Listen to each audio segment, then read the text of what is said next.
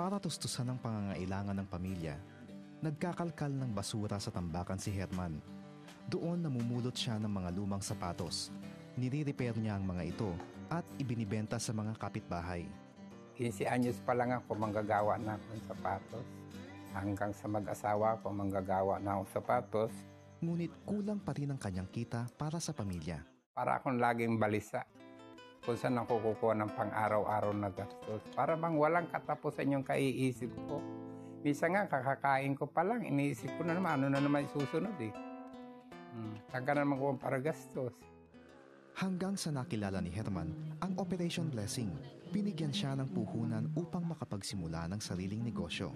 Iniisip ko lang kung ano yung mga importante na kakailanganin ko. Pumili ako pa isang piraso. Na tipid ko yun. Ngayon, gumagawa na siya ng mga brand new na tsinelas. Binibenta ito sa shop na tinayo niya sa kanyang tahanan. Tumatanggap din siya ng mga order para sa pasadyang tsinelas.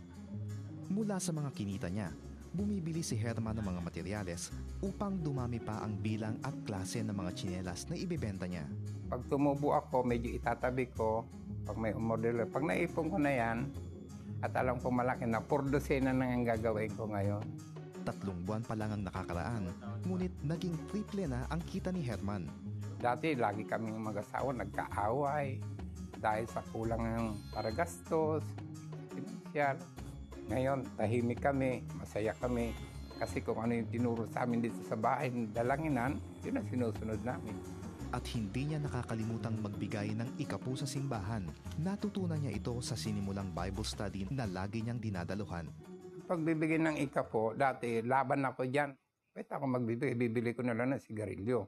Pero dahil sa nangangaral na salita ng Diyos, na kung magbibigay ka, pagpapalain ka. Kaya doon ako sumubok.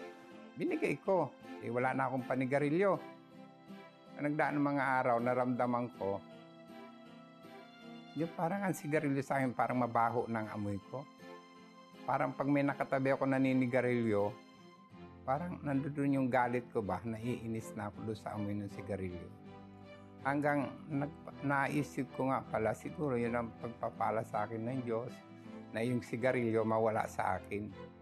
Maging ang paglalasing, pambabarkada at palaaway na ugali ay naalis na rin kay Herman.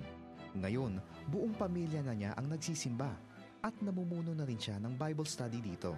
Nagpapasalamat din ako sa Diyos. Kasi malaking bagay talaga. Lalo nung nakairam kami ng konting puhunan, yaya ng Diyos, lumago naman. Yan, nakakano kami. Pang-araw-araw pa. Kaya nagpapasalamat ako sa Diyos. Nagpapasalamat din ako sa Operation Blessing.